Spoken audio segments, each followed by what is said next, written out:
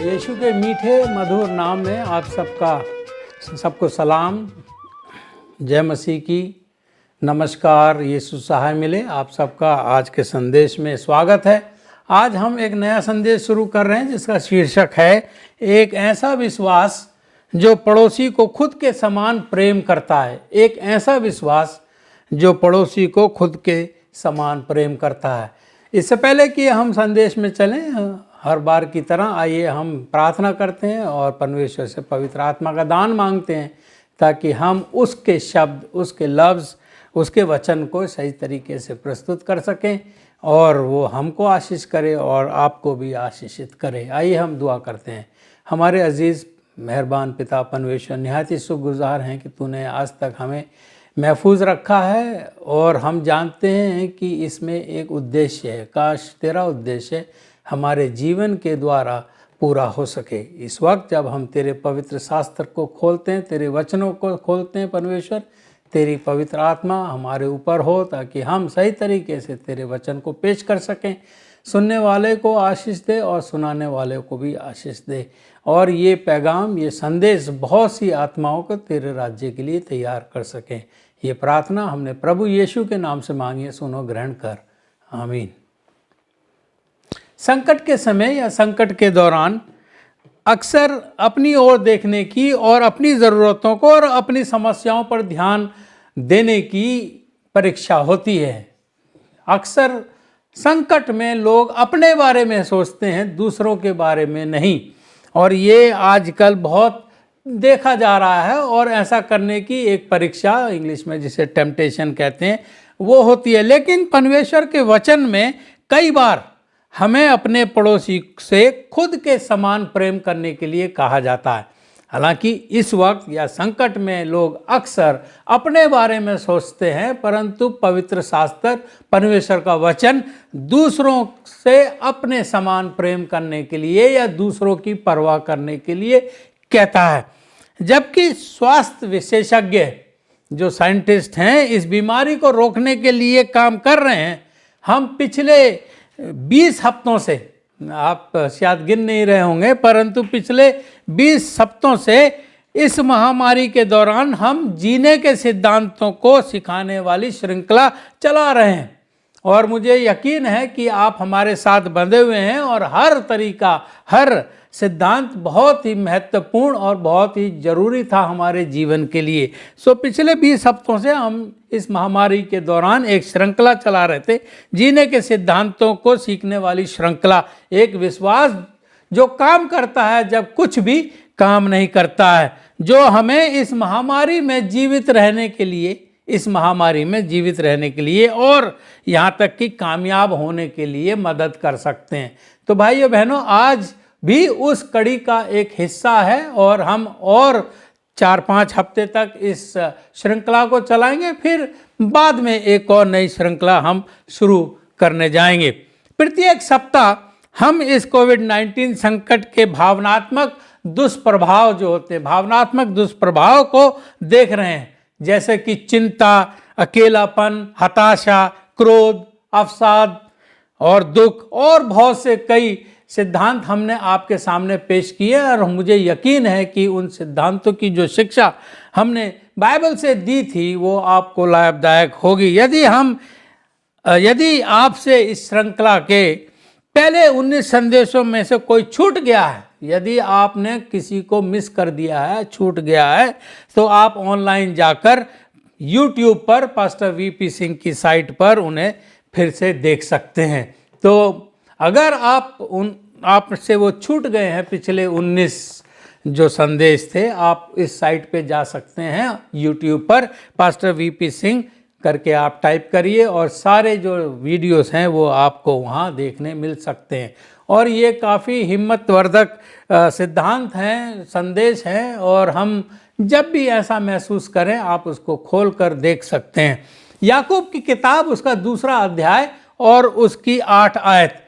यदि तुम पवित्र शास्त्र के इस वचन के अनुसार, कौन से वचन के अनुसार, कि तू अपने पड़ोसी से अपने समान प्रेम रख, सचमुच उस राज व्यवस्था को पूरी करते हो तो अच्छी या ठीक बात करते हो या ठीक काम करते हो। तो याकूब कहता है यदि हम इस वचन के अनुसार, प्रभु के वचन के अनुसार कि तू अपने पड़ोसी से अपने समान प्रेम रख, अगर हम ऐसा वास करते हैं, सचमुच करते हैं, ये इसको जिसको राज व्यवस्था बोला जाता है, तो हम ठीक करते हैं, सच अच्छा करते हैं।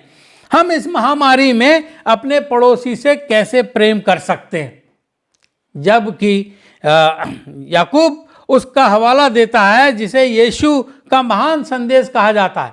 इस महामारी के दौरान हम अपने पड़ोसी से कैसे प्रेम कर सकते हैं। और याकूब, ये जो आयत है जो हमने अभी पढ़ी, जो पद हमने अभी पढ़ा 2 और 8, वो मसीह के महा आदेश का हिस्सा है। हवाला याकूब उसका देता है जो मरकुस की इंजील उसका 12 अध्याय और 28 से 31 में दिया गया है। एक दिन उस वाक्य में मत्ती 12:28 से 31 में कहा गया है कि एक दिन एक व्यक्ति यीशु के पास आया और उसने एक प्रश्न पूछा, सवाल पूछा, सबसे मुख्य आज्ञा कौन सी है? यीशु ने उसे उत्तर दिया, सब आज्ञाओं में से ये मुख्य है। ध्यान दीजिए, यीशु ने उसको जवाब दिया या उत्तर दिया कि सब आज्ञाओं, जो 10 आज्ञाएं हैं, उनमें से ये मुख्य है। कौन सी है? कि तू अपने परमेश्वर से अपने सारे मन से, अपने सारे प्राण से, अपनी सारी बुद्धि से और अपनी सारी शक्ति से प्रेम रखना। ये प्रमुख है, ये मुख्य है। और दूसरी ये है कि तू अपने पड़ोसी से अपने समान प्रेम रखना। तो प्रभु यीशु ने ये उत्तर उस व्यक्ति को दिया कि पहली व्यवस्था क्या है, उन सब में से सबसे मुख्य क्या है, और दूसरी जो है वो है कि अपने पड़ोसी से अपने समान प्रेम रखना। और प्रभु ने कहा कि इससे बड़ी और कोई आज्ञा नहीं है। अगर आप ध्यान दें तो हमारी जो 10 हुक्म हैं या व्यवस्था है, 10 आज्ञाएं हैं, वो भी इन 2 हिस्सों में बटी हुई हैं। एक परमेश्वर के ओर प्रेम और दूसरा अपने पड़ोसी के ओर तरफ प्रेम। तो पूरी व्यवस्था जो है इन दोनों में समेटी गई है, अपने परमेश्वर से प्रेम रखना और अपने पड़ोसी से अपने समान प्रेम रखना। परमेश्वर कहता है कि ये दोनों एक साथ चलती हैं। ये दोनों, परमेश्वर से प्रेम रखना और अपने पड़ोसी से प्रेम रखना, दोनों एक साथ चलती हैं, एक साथ चलते हैं। यदि हम अपने पड़ोसियों से अपने समान प्रेम नहीं करते हैं, ध्यान दीजिए, यदि हम अपने पड़ोसियों से अपने समान प्रेम नहीं करते हैं, तो हम अपने सारे मन और अपने सारे प्राण और अपनी सारी बुद्धि और अपनी सारी शक्ति से परमेश्वर से प्रेम नहीं करते हैं।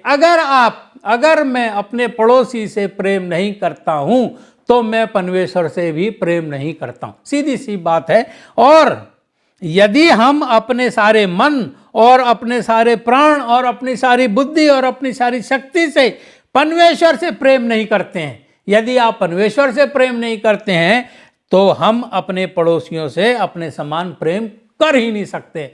तो भाइयों बहनों, ये दोनों एक साथ जुड़ी हैं। जब मैं परमेश्वर से प्रेम करता हूं, तो मुझे अपने पड़ोसी से भी प्रेम करना चाहिए। और जब मैं अपने परमेश्वर से प्रेम नहीं करता हूं, तो मैं अपने पड़ोसी से भी प्रेम नहीं कर सकता हूं। इसीलिए बाइबल कहती है कि हमें परमेश्वर को भी और अपने पड़ोसी को अपने समान प्रेम करना चाहिए। ये जो आज्ञा दी गई है कि अपने पड़ोसी से अपने समान प्रेम रखना, शास्त्र की शाही नियम कहा जाता है। शास्त्र का शाही नियम कहा जाता है, राज व्यवस्था इसको कहा जाता है। और ये 1 बार नहीं, 2 बार नहीं, 3 बार नहीं, 4, 5, 6, 7, 8 बार नहीं, परंतु 9 बार बाइबल में इसको दोहराया गया है। तो भाइयों, इससे हम जान सकते हैं कि परमेश्वर हमसे क्या चाहता है। वो कहता है, यदि तुम मुझसे प्रेम करते हो तो अपने पड़ोसी से भी अपने समान प्रेम करो।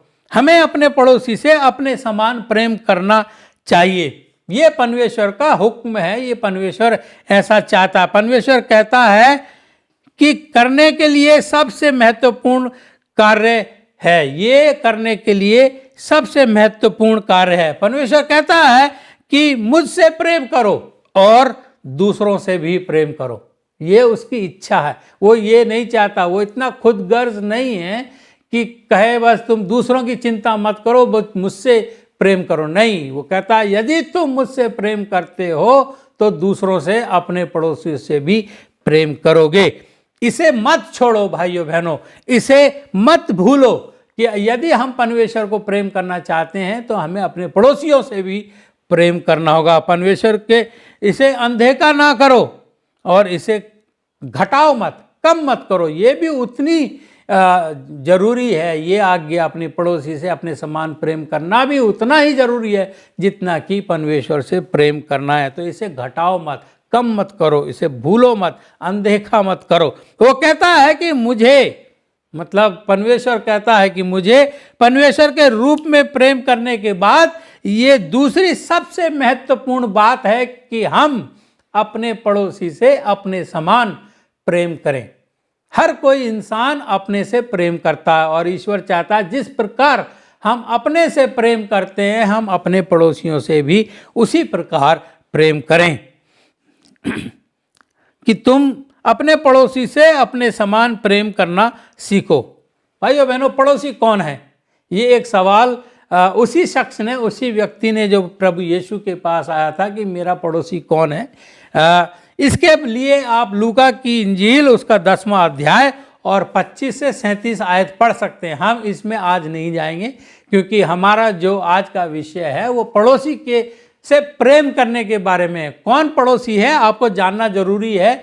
तो प्लीज़ ये घर के लिए आपके लिए होमवर्क दिया जाता है कि आप लूका की इंजील उसका 10 अध्याय और 25 से 37 आयत पढ़ें और जान लें कि मेरा पड़ोसी कौन है जिससे परमेश्वर प्रेम करने के लिए कहता है। एक वाक्य में हम कह सकते हैं कि मेरा पड़ोसी वो है जिसको मेरी ज़रूरत है और हर किसी को मेरी ज़रूरत है। इसलिए हर किसी से हम अपने समान प्रेम रखें। बाइबल 1 कुरिन्थियों उसका 13 अध्याय में कहती है कि प्रेम के अलावा कुछ भी महत्वपूर्ण नहीं है। बहुत ही खास माना जाना ये पद है और ये अध्याय है, आप इसे पढ़ सकते हैं। वो कहता है कि प्रेम के अलावा कुछ भी महत्वपूर्ण नहीं है। और 1 यूहन्ना उसका 4 अध्याय में बाइबल कहती है कि प्रेम दिखाता है या दर्शाता है कि हम वास्तव में परमेश्वर को जानते हैं। यदि आप प्रेम नहीं करते हैं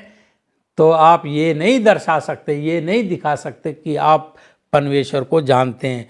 क्योंकि मनुष्य जिसको हम जानते हैं, देखते हैं, उसके साथ हम रहते हैं, अगर हम उसको प्रेम करते हैं तो हम उस ईश्वर के प्रति ये दर्शाते हैं कि वो ईश्वर जिसको हमने देखा नहीं है कि हम उससे भी प्रेम करते हैं। यदि हम अपने पड़ोसी से प्रेम नहीं करते हैं तो हम वास्तव में परमेश्वर से भी प्रेम नहीं करते हैं। तो ये एक बैरोमीटर है या ये ही एक दिखाने का तरीका है कि हम परमेश्वर से प्रेम करते हैं यदि हम अपने पड़ोसियों से प्रेम करते हैं। और पड़ोसी कौन है? जैसे मैंने बताया, जिस किसी को भी मेरी ज़रूरत है वो मेरा पड़ोसी है। ये नहीं कि जो मेरे बगल में रहता है। हर कोई भी हो, कहीं भी रहता हो, किसी भी जात का, किसी भी रंग का, किसी भी पद का, हर कोई मेरा पड़ोसी है जिसको मेरी ज़रूरत है। परमेश्वर से प्रेम करना और दूसरों से प्रेम करना पृथ्वी पर हमारी नंबर 1 जिम्मेदारी है। परमेश्वर से प्रेम करना यही व्यवस्था है भाइयों बहनों।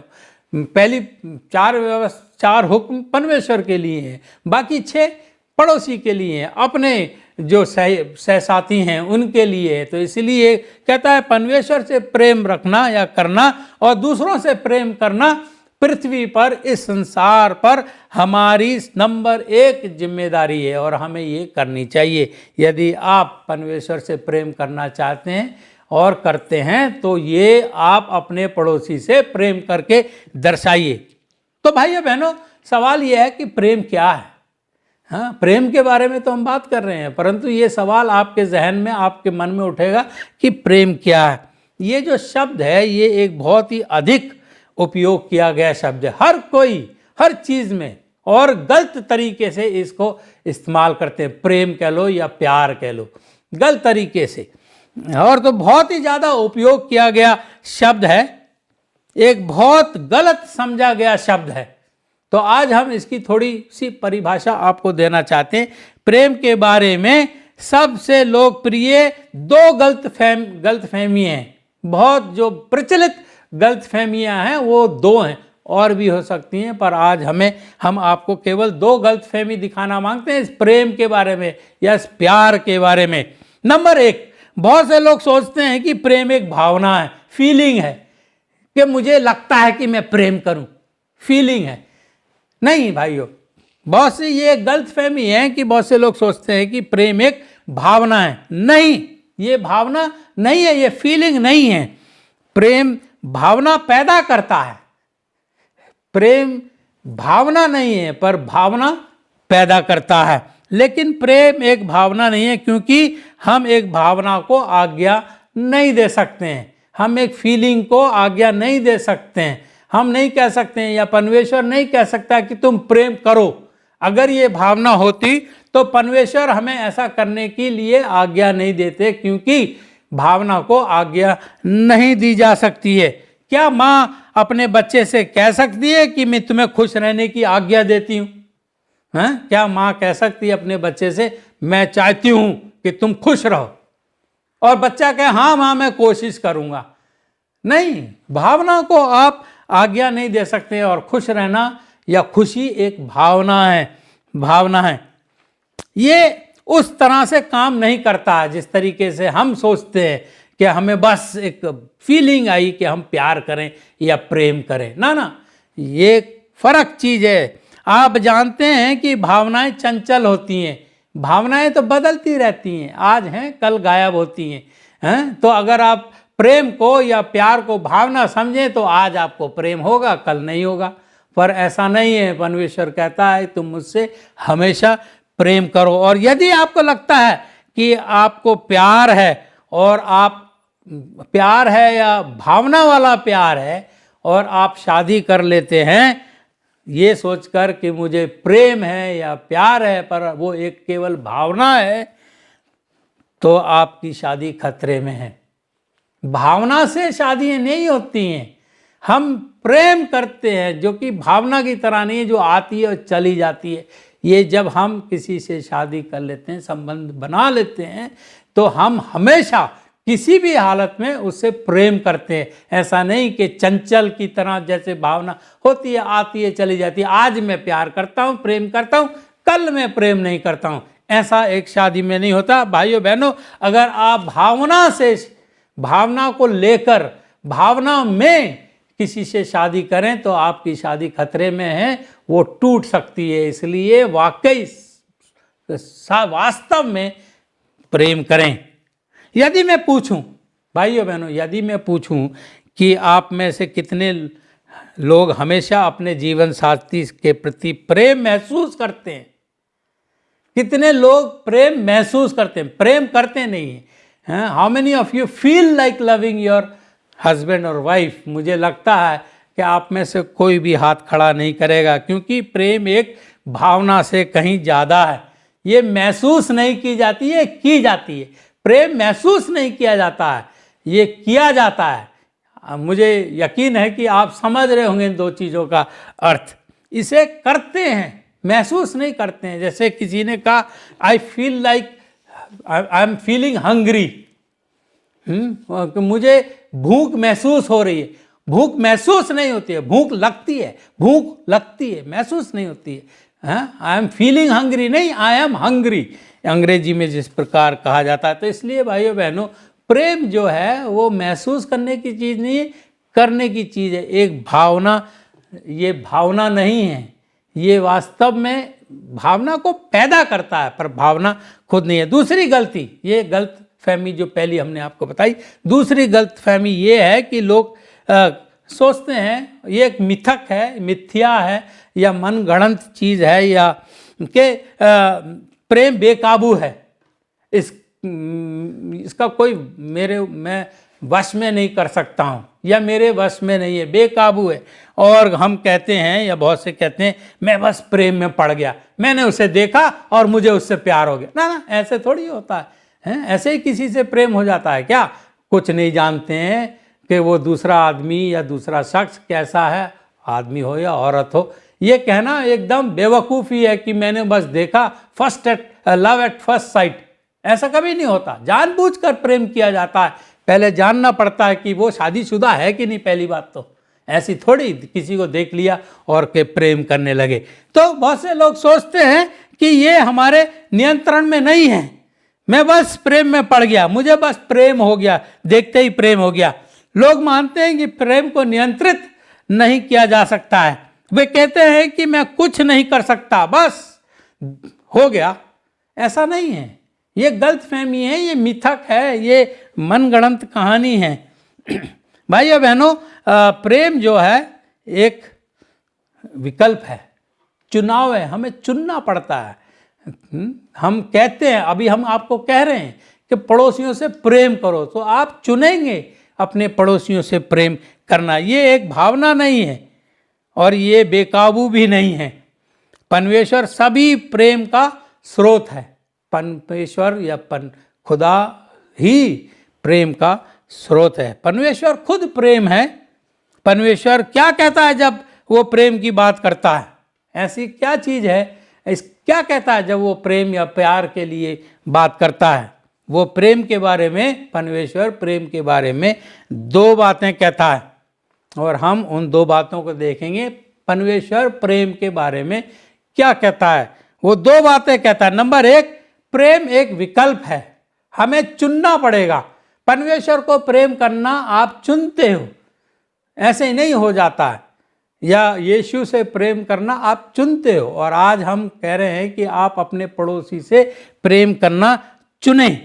कुलुसियों की किताब उसका 3रा अध्याय और 14 में कहा गया है कि प्रेम को पहन लो, पहन लो, ओढ़ लो जैसे कहा जाता है। प्रेम को पहन लो, ये कपड़े पहनने जैसा है। हमारे पास एक विकल्प है, एक चुनाव है, एक चॉइस है कि मैं आज कौन सी शर्ट पहनूं। हर कोई हर सुबह तैयार होने के समय चुनता है कि आज वो कौन सी शर्ट पहने, कौन सी टाई लगाए, कौन सी पैंट पहने, कौन सा जूता पहने। तो जिस प्रकार कुलुसियों में पौलुस कहता है 3:14 में कि प्रेम को पहन लो, तो ये कपड़े पहनने जैसा है। हमारे पास एक विकल्प होता है, चॉइस होती है, चुनाव करते हैं कि हम कौन सी शर्ट, कौन सा ब्लाउज, कौन सी पैंट, कौन सा कोट, कौन सी टाई, ये सब पहने। तो प्रेम भाइयों बहनों केवल एहसास या महसूस करने की चीज़ नहीं है या भावना नहीं है, ये एक विकल्प है जो हम करते हैं, चुनते हैं, चॉइस है जो हम बनाते हैं। हम लोगों से प्रेम करना चुनते हैं और हम लोगों से प्रेम ना करना भी चुनते हैं। हाँ, जो कोई खराब काम करते हैं, जो जिनकी खराब आदतें हैं, माता पिता अपने बच्चों से हमेशा कहते हैं उनके पास मत जाना, उनसे प्रेम मत रखो, उनसे प्यार मत करो, क्योंकि उनके अंदर गलत आदतें हैं और आप भी गलत। तो प्रेम करना और ना करना एक विकल्प है और हम चुनते हैं। नंबर 2, परमेश्वर दूसरी बात क्या कहता है? प्रेम एक क्रिया है, एक कर्म है। प्रेम हमें किसी चीज के द्वारा दर्शाना पड़ता है। प्रेम एक क्रिया है, प्रेम कुछ ऐसा है जो हम करते हैं। परमेश्वर खुद कहता है यदि तुम मुझसे प्रेम करते हो तो मेरी व्यवस्था को मानो, पूरी व्यवस्था को। ध्यान दीजिए, व्यवस्था तोड़ी नहीं जा सकती कि 2 मैं मान लूँ, 3 छोड़ दूँ, या 9 मान लूँ, 1 छोड़ दूँ। अक्सर मसीह ऐसे ही करते हैं, 10 में से चौथी को छोड़ देते हैं, शबत की व्यवस्था छोड़ देते हैं, बाकी मान लेते हैं ना। परमेश्वर कहता है यदि तुम मुझसे प्रेम करते हो तो मेरी व्यवस्था को मानो। तो प्रेम जो है वो एक कार्य है, एक कर्म है, उसको कुछ करके दिखाना पड़ता है। और ये हमें बाइबल में वापस लाता है जो कहती है कि वचन पर चलने वाले बनो। जो आपने सुना है, जो आपने सीखा है, उस पर चलने वाले बनो और केवल सुनने वाले ही नहीं। इसीलिए यदि हम परमेश्वर से प्रेम करते हैं तो उसके वचन को केवल सुनने वाले नहीं परंतु करने वाले भी होंगे। इसलिए भाइयों बहनों, प्रेम जो है एक क्रिया में दिखाई जाता है, बिना कुछ करे नहीं। यदि मैं अपनी मैडम से प्रेम करता हूं और मैं दर्शाना चाहता हूं, हालांकि हिंदुस्तानी जो समाज है, कल्चर है, उसमें ये ज़्यादा नज़र नहीं आता है।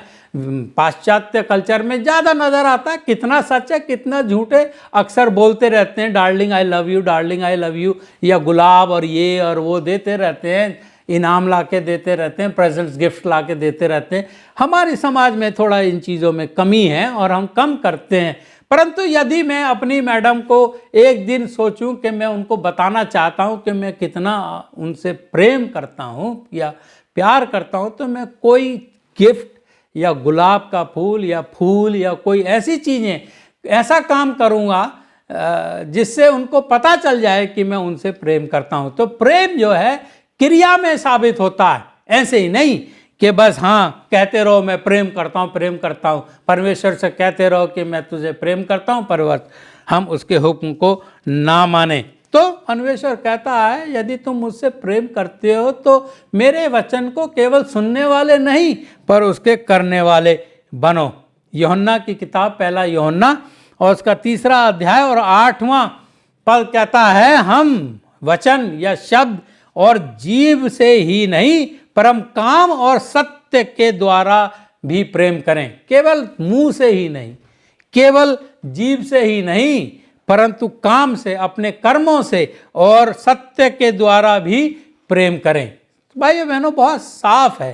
प्रेम को बहुत गलत समझा जाता है कि वो भावना है, हमारे बस में नहीं है और बस कहते रहो प्रेम प्रेम प्रेम प्रेम। परंतु प्रेम जो है एक कार्य के द्वारा दर्शाया जाता है। ये उस लड़के के समान है जो अपनी प्रेमिका से मिलता जुलता है, जिसको अंग्रेजी में डेटिंग कहते हैं, और उसने उससे कहा कि तुम्हें पता है कि मैं तुम्हारे प्रेम में मर भी सकता हूँ। हैं, अक्सर ऐसे ये जो हमरा मजनू होते हैं वो अक्सर ऐसा कहते हैं। प्रेमिका ने उससे कहा, हे अशोक, तुम हमेशा ये कहते हो लेकिन करते नहीं हो। हमेशा कहते हो मैं तुम्हारे प्रेम में मर तो सकता हूं पर मरते तो हो नहीं। तो ये ऐसा ही है यदि हम प्रेम करते हैं। हालांकि ऐसा हम नहीं कह रहे हैं कि आप किसी से प्रेम करो तो उसके लिए मर जाओ, मर के तो प्रेम नहीं होता है। इसलिए जीवित रह के प्रेम करो, कुछ ऐसी काम और क्रिया करो ताकि दूसरे को एहसास हो। तो ये कहने की बात है। लोग कहते हैं मैं तुम्हारे प्रेम में मर भी सकता हूँ, और दूसरा कहता है कहते तो रहते हो करते तो हो नहीं हो। तो प्रेम करके दिखाया जाता है, बिना ऐसे मुंह से बोलकर नहीं कहा जाता। तुम्हें पता है प्रेम में कुछ करना होता है, हमें करना पड़ता है। प्रेम एक विचार और ख्याल से बढ़कर है, और प्रेम एक एहसास से बढ़कर है। एक ख्याल या कुछ आया दिमाग में और ख्याल से, विचार से बढ़कर है। प्रेम एक एहसास से बढ़कर है, वरना परमेश्वर इसे करने की आज्ञा हमें नहीं देता है। हमें करना पड़ेगा, दिखाना पड़ेगा। यदि हम आपसे कहते हैं कि अपने पड़ोसी से अपने समान प्रेम करो, तो आपको वो करके दिखाना पड़ेगा। हम अपने पड़ोसी से अगर प्रेम करते हैं तो उनके लिए हम कुछ करेंगे, उनके लिए हम कुछ करेंगे। तो भाइयों बहनों, ये एक विकल्प है, ये एक चुनाव है। पर आज के लिए सवाल ये है कि हम अपने पड़ोसी से कोविड-19 महामारी के दौरान कैसे प्रेम कर सकते हैं। कैसे इस महामारी के दौरान, कोविड-19 महामारी के दौरान हम कैसे प्रेम कर सकते हैं। विशेष रूप से जब हम सोशल डिस्टेंसिंग कर रहे हैं, मास्क पहन रहे हैं, हमें 6 फुट दूर, 1 मीटर दूर रहना है, तो सवाल ये है कि हम अपने पड़ोसी से कैसे प्रेम कर सकते हैं।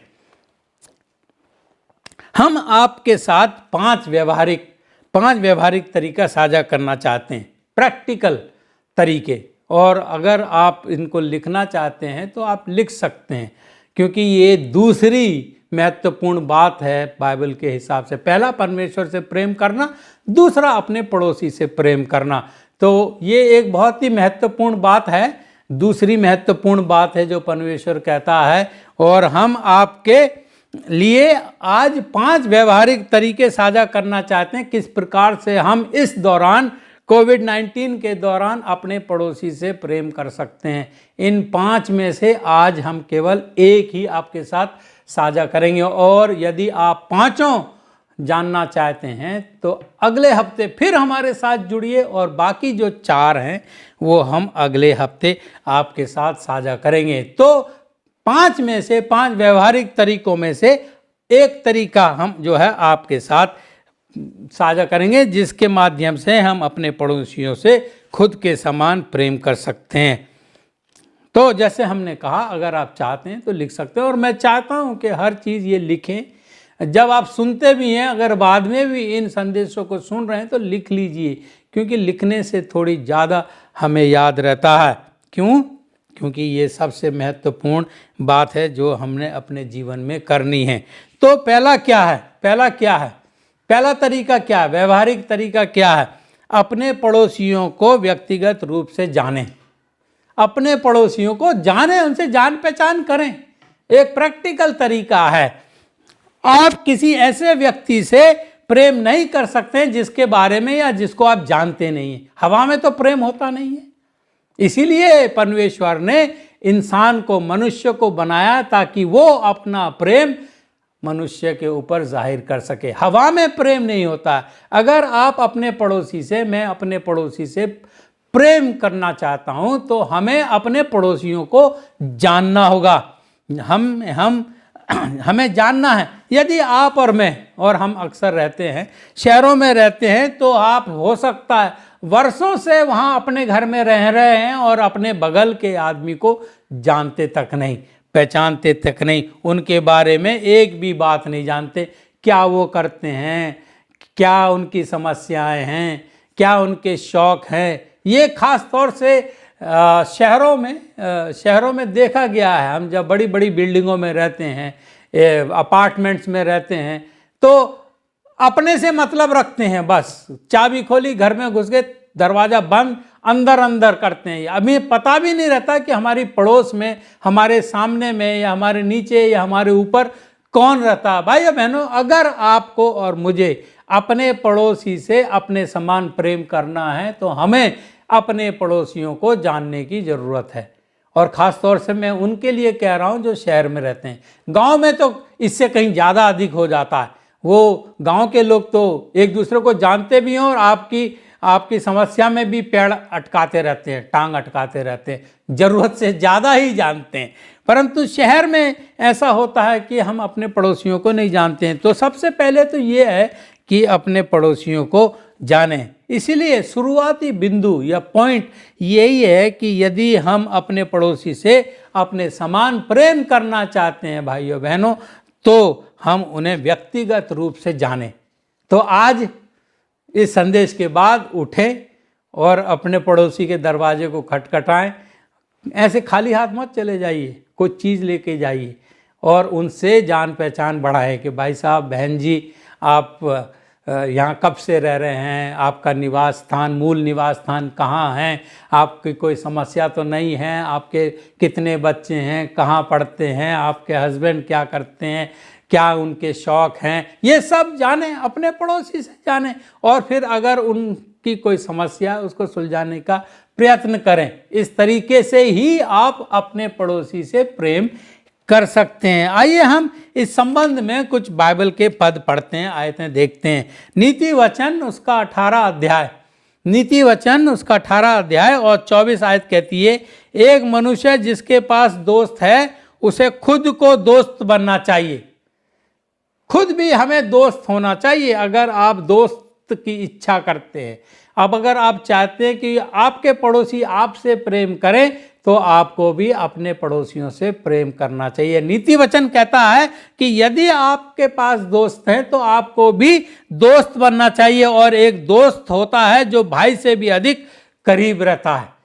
बहुत ही बढ़िया वचन जो नीति वचन में पाया जाता है। एक दोस्त एक भाई से भी ज़्यादा करीब होता है। रोमियो की किताब उसका 12 अध्याय और उसकी 16 आयत, हर किसी के साथ दोस्ताना व्यवहार करें। हर किसी के साथ, एक के साथ नहीं, दो के साथ नहीं, तीन के साथ नहीं, हर किसी के साथ दोस्ताना व्यवहार करें।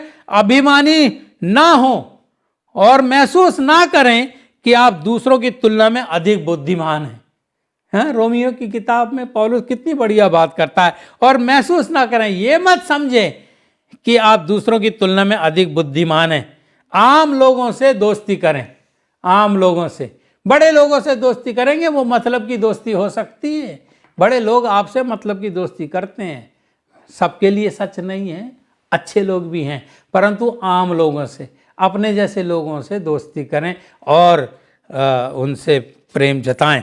हमें बस लोगों के साथ दोस्ताना व्यवहार करना शुरू करना है। दोस्ताना व्यवहार करें और अपने पड़ोसी से, ख़ास तौर से जो कोई हमारी जिसको हमारी ज़रूरत है उससे दोस्ती का व्यवहार करें। आप यीशु के अनुयायी बनना चाहते हैं और हम चाहते हैं कि आप यीशु के अनुयायी बने, उसके शिष्य बने, उसके पीछे चलने वाले बने। यदि आप ऐसा करना चाहते हैं तो आपको दोस्त बनना सीखना होगा, आपको दोस्ती करनी होगी, लोगों से प्रेम करना सीखना होगा। आपको जानना होगा कि आम लोगों से दोस्ती कैसे करें। और ये जो मैंने तरीका बताया है, अगर आप किसी चीज़ कोई चीज़ अगर बढ़िया चीज़ आपने अपने घर में बनाई है, सब्जी हो या कोई पकवान हो या कोई भी ऐसी चीज़ हो, आप उसके साथ अपने पड़ोसी से जाएं और इस प्रकार से हम अपनी जान पहचान बढ़ा सकते हैं। कहना, बहन जी ये मैंने आपके लिए लाया हूँ, मैंने बनाया है, मुझे यकीन है आपको पसंद आएगा। तो हम दोस्ती करना सीखें। आम लोगों से हम कैसे दोस्ती करें ये जानना सीखें। क्या आप जानते हैं कि परमेश्वर लोगों को जिन्हें उसने बनाया है एक दूसरे के साथ संगति करते देखकर खुश होता है। परमेश्वर भी खुश होता है जब हम एक दूसरे से दोस्ती करते हैं, मेलजोल बढ़ाते हैं, मिलनसार हैं, मिलजुल के रहते हैं। इसका एक उदाहरण है जो जकरिया की किताब उसका 3 अध्याय और 10 आयत में पाया जाता है। जकरिया की किताब और उसका 3 अध्याय और 10 आयत में पाया जाता है। परमेश्वर यहाँ आने वाले दिनों के बारे में बात कर रहा है, जब ये सृष्टि नई बन जाएगी। तो आने वाले दिनों में जब ऐसा होगा या ऐसा हो सकता है, तो अब क्यों नहीं, परमेश्वर चाहता है कि हम भी उसी प्रकार से यहाँ इस पृथ्वी पर रहें। जकरिया 3 और 10 आयत में लिखा है, उस दिन जब तुम अपने अपने भाई बंधुओं को दाखलता और अंजीर के वृक्ष के नीचे आने के लिए बुलाओगे, सबको कहोगे आओ भाई हम सब मिलकर दाखलता के और अंजीर के वृक्ष के नीचे बैठे।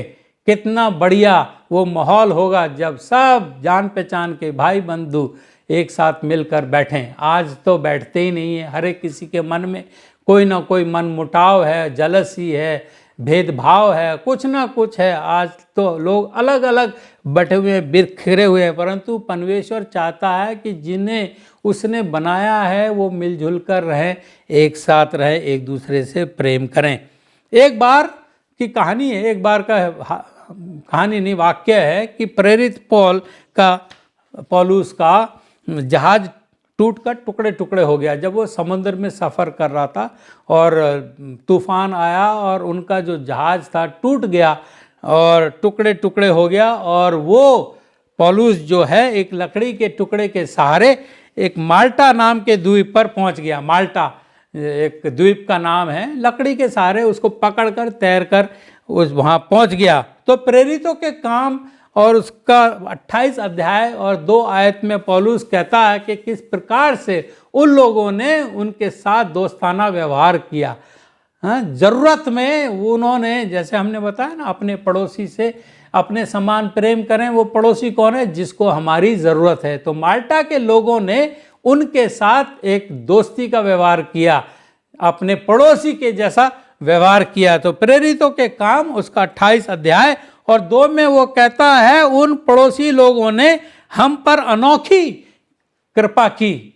उन पड़ोसी लोगों ने हम पर अनोखी कृपा की, क्योंकि मैं के कारण जो बरस रहा था और जाड़े के कारण मैं पड़ रहा था, जाड़ा था के कारण उन्होंने क्या किया? आग सुलगाकर हम सबको ठहराया।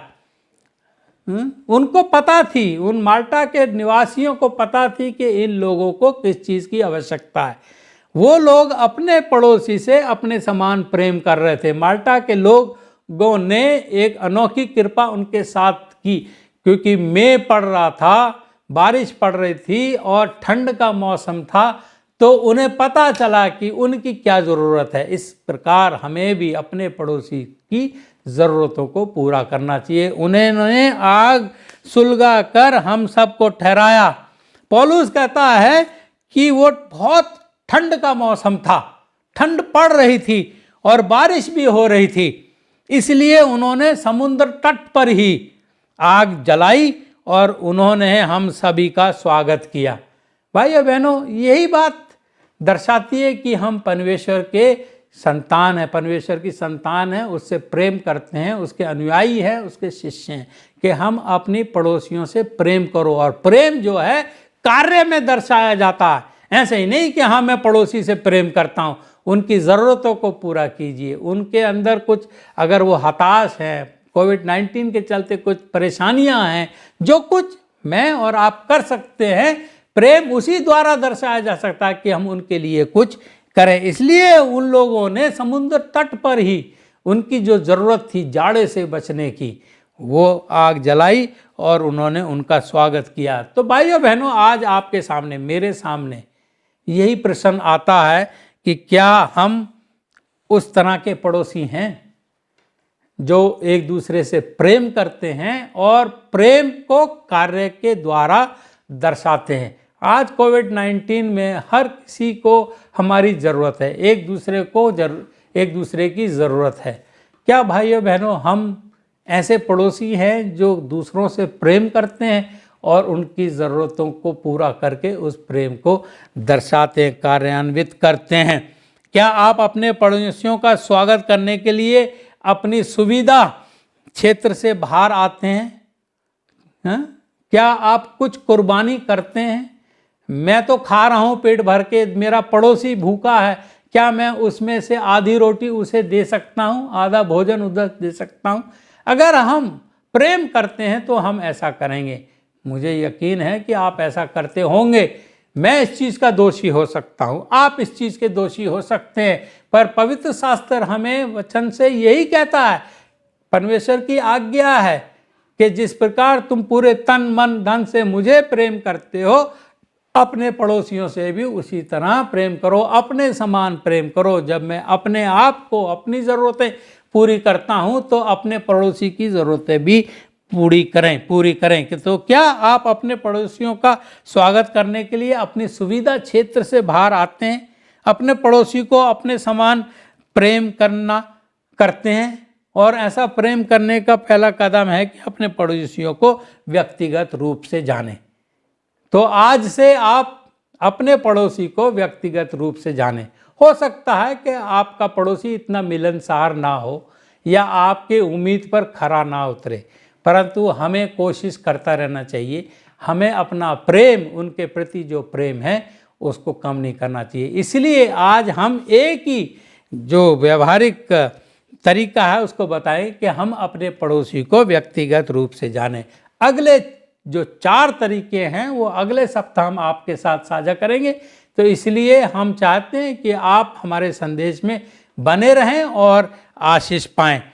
आइए, इससे पहले कि हम ख़त्म करें, हम परमेश्वर को धन्यवाद देते हैं कि उसने इतना सुंदर वचन हम तक पहुंचाया, पवित्र शास्त्र हमारे हाथों में दिया ताकि हम उसकी इच्छा को जान सकें। और उसकी इच्छा आज के संदेश के हिसाब से है कि हम परमेश्वर को प्रेम करते हैं तो हम अपने पड़ोसियों को भी प्रेम करें। आइए, इस वचन के लिए जो संदेश हमारे तक पहुंचाया गया है, हम प्रभु का धन्यवाद दें।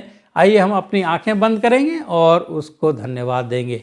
हमारे अजीज़ मेहरबान पिता परमेश्वर, निहायत ही शुक्रगुजार हैं कि तूने आज हमसे बात की, अपने वचन के द्वारा तूने हमसे बात की। और ये एक बहुत ही महत्वपूर्ण संदेश, सबक हमें सिखलाया कि हम अपने पड़ोसियों से अपने समान प्रेम करें और इस प्रेम को हम कोई क्रिया या कार्य करके दर्शाएं। हमारे पड़ोसी हो सकता है इस वक्त बहुत ही ज़रूरत में हो, क्योंकि महामारी ये हम सबको परेशान कर रही है। जब कोई हादसा या जब कोई बीमार हमारे पड़ोस में हो, परमेश्वर हम तेरे प्रेम को उसमें दर्शाएं। पिता परमेश्वर, चाहते हैं कि तू हमारे साथ बना रहे, हमारी ज़िंदगियों को महफूज रख, इस संदेश को ज़्यादा से ज़्यादा लोगों तक पहुंचा ताकि वो तेरी इच्छा को जान सकें, और तुझे अपना उद्धारकर्ता मुक्तिदाता कबूल कर सकें, ताकि जब तू स्वर्ग पर बादलों पर आएगा अपने राज्य में हमें ले जाने के लिए बहुत सी भीड़ इन संदेशों के द्वारा तैयार की जाए और तेरे साथ उन घरों में जो तू हमारे लिए बनाने गया है रहने वाले हो सके। जब तक तू नहीं आए हम तेरे पवित्र शास्त्र के मुताबिक अपनी ज़िंदगी जीते रहें और हमें तू वफादार और ईमानदार रख, ताकि जब तू आए तो हम तैयार पाए जाएं। ये प्रार्थना और अपने गुनाहों की माफ़ी हमने तेरे प्यारे बेटे और अपने उद्धारकर्ता प्रभु यीशु के नाम से मांगी है, कृपा करके ग्रहण कर। आमीन।